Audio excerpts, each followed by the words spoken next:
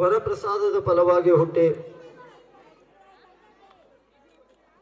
ತಂದೆ ತಾಯಿಯ ಪರೀಕ್ಷೆಯಲ್ಲಿ ಪಾಸಾಗಿ ಭೂಲೋಕದಲ್ಲಿ ಸಿದ್ಧರ ಸಿದ್ಧಾಟಿಕೆಗಳನ್ನು ಭಂಡಾರದ ಮಹಿಮೆಯನ್ನು ಹೇಳಲು ಪುಣ್ಯಕ್ಷೇತ್ರವಾಗಿರುವಂತಹ ಮೊಮ್ಮೆಟ್ಟಗುಡ್ಡ ಪ್ರದೇಶದಲ್ಲಿ ನೆಲೆಸಿರುವಂತಹ ಶಿವಯೋಗಿ ಶ್ರೀ ಅಮೋಘ ಸಿದ್ಧ ಅಜ್ಜ ಅವರ ಕರ್ತೃಗದಿಗೆ ನತಮಸ್ತಕನಾಗಿ, ಜೊತೆಗೆ ಗುರುವಿನ ಕರುಣೆಯಿಂದ ಮಂದು ಗ್ರಾಮವನ್ನು ತೊರೆದು ಮುಮ್ಮೆಟ್ಟಗುಡ್ಡ ಪ್ರದೇಶಕ್ಕೆ ಬಂದು ಗುರುವಿನ ಆಜ್ಞೆಯಂತೆ ಗುರುವಿನ ಲೀಲೆಗಳನ್ನು ಭಂಡಾರದ ಮಹಿಮೆಯನ್ನು ಜಗತ್ತಿನಾದ್ಯಂತ ತಮ್ಮದೇ ಆದಂತಹ ಡೊಳ್ಳಿನ ಹಾಡಿಕೆ ಮುಖಾಂತರ ಜಗಜ್ಜಾಹೀರ ಮಾಡಿರುವಂತಹ ಭಂಡಾರದ ಪುರುಷರು, ಸಿದ್ಧರಲ್ಲಿ ಸಿದ್ಧರತ್ನರೆಂಬ ಬಿರುದನ್ನು ಪಡೆದಿರುವಂತಹ ನಮ್ಮ ನಿಮ್ಮೆಲ್ಲರ ಆರಾಧ್ಯ ದೈವ, ಶಿಕ್ಷಣ ಸಂಸ್ಥೆಯ ಸಂಸ್ಥಾಪಕರು ಆಗಿರುವಂತಹ ಶ್ರೀ ಸಿದ್ಧರತ್ನ ಮಧುಗೊಂಡೇಶ್ವರ ಅಪ್ಪಾಜಿಯವರ ಕರ್ತೃಗದಿಗೆ ನತಮಸ್ತಕನಾಗಿ, ಜೊತೆಗೆ ಶಿಕ್ಷಣ ಸಂಸ್ಥೆಯ ಒಂದು ಕನಸನ್ನ ಹಾಗೂ ಶ್ರೀಮಠದ ಒಂದು ಏಳಿಗೆಯನ್ನ ಚಿಕ್ಕ ವಯಸ್ಸಿನಲ್ಲಿ ತಮ್ಮ ಎರಡೂ ಭುಜದ ಮೇಲೆ ಹೊತ್ತುಕೊಂಡು ಸರಿ ಸಮಾನವಾಗಿ ಭಕ್ತವೃಂದದವರನ್ನು ಹಾಗೂ ಶ್ರೀಮಠವನ್ನು ಉನ್ನತ ರೀತಿಯಲ್ಲಿ ಮುನ್ನಡೆಸಿಕೊಂಡು ಹೋಗುತ್ತಿರುವಂತಹ ನಮ್ಮ ನಿಮ್ಮೆಲ್ಲರ ಅನ್ನದಾತರು, ಜೊತೆಗೆ ಇದೇ 2-3 ತಿಂಗಳ ಹಿಂದೆ ಅವರು ಮಾಡುವಂತಹ ಒಂದು ಕಾಯಕ ಒಂದು ನಿಷ್ಠೆಗೆ ಬೆಳಗಾವಿ ಜಿಲ್ಲೆಯವರಿಂದ ದೊಡ್ಡ ಪ್ರಮಾಣದ ಒಂದು ಕಾರ್ಯಕ್ರಮದಲ್ಲಿ ಕಾಯಕ ಯೋಗಿ ಎನ್ನುವಂತಹ ಬಿರುದನ್ನ ಅವರ ಮುಡಿಗೇರಿಸಿಕೊಂಡಿರುವಂತಹ ನಮ್ಮ ನಿಮ್ಮೆಲ್ಲರ ಆರಾಧ್ಯ ದೈವ ಶ್ರೀ ಅವಧೂತ ಸಿದ್ಧ ಅಭಿನವ ಅವಧೂತ ಸಿದ್ಧ ಅಪ್ಪಾಜಿಯವರ ಪಾದಾರವಿಂದಗಳಲ್ಲಿ ಶತಕೋಟಿ ನಮಸ್ಕಾರಗಳನ್ನು ಸಲ್ಲಿಸುತ್ತಾ 2025-26ನೇ ಸಾಲಿನ ವಾರ್ಷಿಕ ಸ್ನೇಹ ಸಮ್ಮೇಳನ ಕಾರ್ಯಕ್ರಮ, ಈ ಕಾರ್ಯಕ್ರಮದಲ್ಲಿ ಪಾಲಕ ಮಿತ್ರರೆಲ್ಲರೂ ಬಹಳ ಬೇಗನೆ ಆಗಮಿಸಿದ್ದಾರೆ. ತುಂಬಾ ಸಂತೋಷ. ಜೊತೆಗೆ ಏನಪ್ಪಾ, ಬರೀ ಈಗ 9 ಗಂಟೆ ಆಯಿತು, ಇನ್ನೂ ಆದರೂ ಸಹಿತ ನಮ್ಮ ಮಕ್ಕಳ ಕಾರ್ಯಕ್ರಮ, ಇನ್ನೂ ಮನರಂಜನಾ ಕಾರ್ಯಕ್ರಮ ಮೂಡಿ ಬರ್ತಾ ಇಲ್ಲ ಅನ್ನುವಂಥ ಒಂದು ಅಭಿಪ್ರಾಯ ಪಾಲಕರನ್ನದವರೆಲ್ಲ ಐತಿ. ಬಟ್ ಆದರೂ ಸಹಿತ ನನ್ನದೊಂದು ಕಳಕಳಿಯ ಮನವಿ ಪಾಲಕರಲ್ಲಿ ಏನಪ್ಪಾ ಅಂತಂದ್ರೆ, ನಿಮ್ಮ ಮಕ್ಕಳು ನಮ್ಮ ಒಂದು ಶಿಕ್ಷಣ ಸಂಸ್ಥೆಯಲ್ಲಿ 1 ವರ್ಷದವರೆಗೆ ಏನೇನು ಮಾಡಿದ್ದಾರೆ, ಏನೇನು ಕಲ್ತಾರ ಅನ್ನುವಂಥ ವಿಷಯವನ್ನು ನಾವು ನಿಮಗೆ ತಿಳಿಸ್ಬೇಕಾಗ್ತೈತಿ ಈ ಸಂದರ್ಭದೊಳಗೆ. ಯಾಕಂದ್ರೆ ಕೇವಲ ಬರೇ ಮಕ್ಕಳನ್ನ ಕೂಡ್ರಿ ನಮ್ಮ ಶಿಕ್ಷಣ ಸಂಸ್ಥೆಗೆ ನಾವು ಶಿಕ್ಷಣ ಕಲಿಸ್ತೇವೆ ಅಂತಂದ್ರೆ ಅಲ್ಲ, ಏನೇನು ಕಲ್ತಾರ ಅನ್ನೋದು ಸಹಿತ ನಾವು ತೋರಿಸ್ಬೇಕಾಗ್ತೈತಿ. ಅಥವಾ ನಮ್ಮ ಶಿಕ್ಷಣ ಸಂಸ್ಥೆಯಿಂದ ನಾವು ಏನೇನು ಕೊಟ್ಟೇವೆ ಅನ್ನೋದನ್ನು ಸಹಿತ ನಾವು ಹೇಳ್ಬೇಕಾಗ್ತೈತಿ. ಅಂದಾಗ ಮಾತ್ರ ಪಾಲಕರಿಗೂ ಸಹಿತ ಶಿಕ್ಷಣ ಸಂಸ್ಥೆಯಲ್ಲಿರುವಂತ ಉಪಯೋಗಗಳಾಗಿರ್ಬೋದು, ನ್ಯೂನತೆಗಳಾಗಿರ್ಬೋದು ಗೊತ್ತಾಗ್ತೈತಿ ಅನ್ನುವಂಥ ಒಂದು ಮನೋಭಾವ ನನ್ನದು. ಪ್ರಪ್ರಥಮದಲ್ಲಿ ತಮ್ಮ ಮಕ್ಕಳನ್ನು ನಮ್ಮ ಶಿಕ್ಷಣ ಸಂಸ್ಥೆಗೆ ಸೇರಿಸಿಕೊಂಡಾಗ ನಮ್ಮ ಶಿಕ್ಷಣ ಸಂಸ್ಥೆಯಿಂದ ವತಿಯಿಂದ ನಾವು ತಮಗೊಂದು ಮಾತು ಕೊಟ್ಟಿದ್ದೀವಿ. ಏನಪ್ಪಾ ಅಂತ ಕೇಳಿದ್ರೆ, ತಮ್ಮ ಮಕ್ಕಳು 0 ಸ್ಟೇಜ್ ಒಳಗಿದ್ರು ಸಹಿತ ಅವರನ್ನ ನಾವು 10ನೇ ಸ್ಟೇಜಿಗೆ ಅಂದ್ರೆ 9ನೇ ಸ್ಟೇಜಿಗೆ ಕರೆದುಕೊಂಡು ಬರ್ತೀವಿ. ಅಷ್ಟು ಪ್ರಯತ್ನ ನಾವು ಮಾಡ್ತೀವಿ, ನಮ್ಮ ಶಿಕ್ಷಕ ವೃಂದದವರಿಂದ ಮಾಡಿಸ್ತೀವಿ ಅನ್ನುವಂತ ಮಾತನ್ನ ನಾವು ನಿಮಗೆ ಕೊಟ್ಟಿದ್ದೀವಿ. ಬಟ್ ಆದ್ರೆ ಅದು ಕೇವಲ ಶಿಕ್ಷಣದೊಳಗಂತ ಮಾತು ತಿಳ್ಕೊಳಕ್ ಹೋಗ್ಬೇಡ್ರಿ. ಯಾವುದೇ ರಂಗದೊಳಗಾಗಿರ್ಬೋದು, ಹುಟ್ಟಿದ ಪ್ರತಿಯೊಂದು ಮಕ್ಕಳು, ಶಾಲೆಗೆ ಬರುವಂತ ಪ್ರತಿಯೊಂದು ಮಕ್ಕಳು ಶಿಕ್ಷಣ ರಂಗದಲ್ಲಿ ಕ್ರಾಂತಿ ಮಾಡ್ಬೇಕಂತ ಏನಿಲ್ಲ. ಯಾಕಂದ್ರೆ ಅವರಲ್ಲಿ ಕಲಿಕೆಗಳು ಬಹಳಷ್ಟು ಇರ್ತಾವ ಅವ್ರ ಮನಸ್ಸೊಳಗ. ಯಾವುದೇ ರಂಗದೊಳಗ ಆ ವ್ಯಕ್ತಿ ಶ್ರೇಷ್ಠ ಮಟ್ಟದ ಒಂದು ಪ್ರಶಸ್ತಿಯನ್ನು ಪಡ್ಕೊಂಡ ಅಂತಂದ್ರ ಅವ ಅಚೀವ್ಮೆಂಟ್ ಮಾಡ್ದಂಗೆ ರೀ. ನಿಮ್ಮ ಮಗು ಶ್ರೇಯಸ್ಸು ಪಡೆದಂಗ. ಈಗ ನೋಡಿದ್ರಿ ನೀವು ಕಾರ್ಯಕ್ರಮ ಸ್ಟಾರ್ಟ್ ಆಗೋಕ್ಕಿಂತ ಮುಂಚೆನೆ ನಾವು, ಯಾಕಂದ್ರೆ ಸರಿ ಸುಮಾರು ನಮ್ಮ ಸ್ಕೂಲಲ್ಲಿ ಸ್ಟ್ರೆಂತ್ ಇರೋದು ಎಷ್ಟಂತಂದ್ರೆ 230 ಜನ ಸ್ಟ್ರೆಂತ್ ಐತಿ. ನಾವು ಇಲ್ಲಿವರೆಗೂ ಸರಿ ಸುಮಾರು 165 ಜನ ಮಕ್ಕಳಿಗೆ ಪ್ರಶಸ್ತಿ ಪತ್ರ ಮತ್ತು ಮೆಡಲ್ ಕೊಟ್ಟೇವಿ. ಯಾಕೆ ಸುಮ್ಮನೆ ಕೊಟ್ಟೇವೇನ್ರಿ? ಇಲ್ಲ.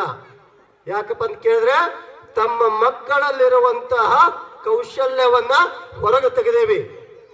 ಅದಕ್ಕ ನಮ್ಮ ಎಲ್ಲಾ ಶಿಕ್ಷಕರ ಸಂಪೂರ್ಣ ಬೆಂಬಲ ಐತಿ. ಅದಕ್ಕ ಯಾರೋ ಮಕ್ಕಳನ್ನ ಕೀಳಾಗಿ ನೋಡ್ಬೇಡ್ರಿ. ಓದಾಕ ಬರ್ಲಿಲ್ಲ ಅಂದ್ರೆ ದಡ್ಡ ಅಂತ ತಿಳ್ಕೊಬೇಡ್ರಿ. ಓದಾಕ ಬರ್ಲಿಲ್ಲ ಅಂದ್ರೆ ದಡ್ಡ ಅಂತ ತಿಳ್ಕೊಳಕ್ ಹೋಗ್ಬೇಡ್ರಿ. ಅವನಂತಲ್ಲೇ ಇನ್ನೂ 10 ಹಲವಾರು ಕೌಶಲ್ಯಗಳಿರ್ತಾವು.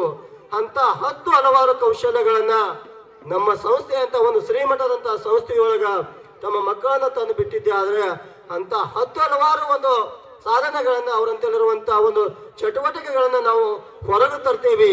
ಅವರ ಜೀವನ ಉಜ್ವಲಮಯವಾಗಿ ಒಂದಾಗಿ ಮಾಡ್ತೇವೆ ಅನ್ನುವಂತ ಮಾತನ್ನ ನಾವು ಹಲವಾರು ಬಾರಿ ನಾನು ನಿಮಗ ಕಾರ್ಯಕ್ರಮದೊಳಗೆ ಹೇಳಿದ್ದೆ. ಬಟ್ ಆದ್ರೆ ಅದು ಇವತ್ತಿನ ಒಂದು ವಾರ್ಷಿಕ ಸ್ನೇಹ ಸಮ್ಮೇಳನದಲ್ಲಿ ಅದು ಕಾರ್ಯರೂಪಕ್ಕೆ ಬಂದೈತಿ. ಅದಕ್ಕೆ ಕಾರಣ ನಮ್ಮ ಎಲ್ಲ ಶಿಕ್ಷಕ ವೃಂದದವರು, ನಮ್ಮ ಮ್ಯಾನೇಜ್ಮೆಂಟ್ ಹಾಗೂ ನಮ್ಮ ಸಂಸ್ಥೆಯ ಅಧ್ಯಕ್ಷರಾಗಿರುವಂತಹ ನಿಮ್ಮೆಲ್ಲರ ಆರಾಧ್ಯ ದೈವ ಪರಮ ಪೂಜ್ಯ ಅಪ್ಪಾಜಿಯವರಂತೆ ಹೇಳಿಕೆ ಬಹಳ ಸಂತೋಷ ಆಗ್ತೈತಿ ಬಂಧುಗಳೇ. ಯಾಕಂದ್ರೆ ಶಿಕ್ಷಣ ಸಂಸ್ಥೆ ಅಂದ್ರೆ ಕೇವಲ ಓದೋದು ಮತ್ತು ಬರೆಯೋದು ಅಷ್ಟೇ ಅಲ್ರಿ. ಯಾಕಂದ್ರೆ ಇಂದಿನ ಒಂದು ಶಿಕ್ಷಣ ಸಂಸ್ಥೆಗಳು ಹೆಂಗದಪ್ಪ ಅಂತ ಕೇಳಿದ್ರೆ, ಹೊರಗಡೆ ನಾವು ನೋಡ್ಲಿಕ್ಕಾಗಿ ಬರೇ ದುಡ್ಡು, ಹಣ, ಪ್ರತಿಯೊಂದು ಎಲ್ಲೇ ಅವರಿಗೆ ನೀವು ಶಿಕ್ಷಣ ಸಂಸ್ಥೆಯೊಳಗೆ ಸರ್ ನನ್ನ ಮಗನಿಗೆ ಒಂದು ಅಡ್ಮಿಷನ್ ಮಾಡ್ಕೋಬೇಕ್ರಿ ಅಂತಂದ್ರ ಎಷ್ಟು ಕೊಡ್ತೀರಿ ಡೊನೇಷನ್ ಅಂತ ಕೇಳ್ತಾರೆ. ಎಷ್ಟು ಕೊಡ್ತೀರಿ ಡೊನೇಷನ್ ಅಂತ ಕೇಳ್ತಾರ. ಮಕ್ಕಳು ಯಾವ ರೀತಿ ಅದ ಒಂದು ಚೆಕ್ ಮಾಡಲ್ರಿ ಅವರು, ಬರೇ ಡೊನೇಷನ್ ಕೇಳ್ತಾರ. ಬಟ್ ಆದ್ರೆ ನಾವೇನ್ ಮಾಡ್ತೀವಿ ಇಲ್ಲಿ, ಮಕ್ಕಳು ಯಾವ ಸ್ಟೇಜ್ ಒಳಗದಾರ ಫಸ್ಟ್ ಬಂದ ತಕ್ಷಣ ಮಕ್ಕಳಿಗೆ ಒಂದು ಮೌಖಿಕ ಪರೀಕ್ಷೆ ಇಡ್ತೀವಿ ನಾವು. ಮಕ್ಕಳಿಗೆ ಒಂದು ಮೌಖಿಕ ಪರೀಕ್ಷೆ, ಅದು ಯಾರ ಮುಖಾಂತರ, ಯಾರ ಮುಂದೆ, ಪಾಲಕರ ಮುಂದೆ. ಯಾಕಂದ್ರೆ ಪಾಲಕರಿಗೆ ತಿಳಿಸಿ ಹೇಳ್ಬೇಕಾಗ್ತದೆ ನಾವು ಯಾವ ಸ್ಟೇಜ್ ಅಲ್ಲಿ ತಮ್ಮ ಮಕ್ಕಳು ಅದಾರ. ಆ ಒಂದು ಮೌಖಿಕ ಪರೀಕ್ಷೆಯನ್ನ ಮಾಡಿ ಮಕ್ಕಳ ಒಂದು ಅಳತೆಯನ್ನ ಮಾಡ್ತೀವಿ ನಾವು. ಅಂದ್ರೆ ಶಿಕ್ಷಣದ ಒಂದು ಅಳತೆ ಎಷ್ಟೈತಿ, ತೂಕ ಎಷ್ಟೈತಿ, ಆ ಅಳತೆಯನ್ನ ಮಾಡಿ ಆ ಮಕ್ಕಳಿಗೆ ಯಾವ ರೀತಿಯಾಗಿ ನಾವು ಶಿಕ್ಷಣವನ್ನ ಕೊಡಬೇಕು ಅನ್ನುವಂತ ಪ್ಲಾನಿಂಗ್ಸ್ ಅನ್ನ ಅವಾಗಲಿಂದ ನಾವು ಸ್ಟಾರ್ಟ್ ಮಾಡ್ತೀವ್ರಿ.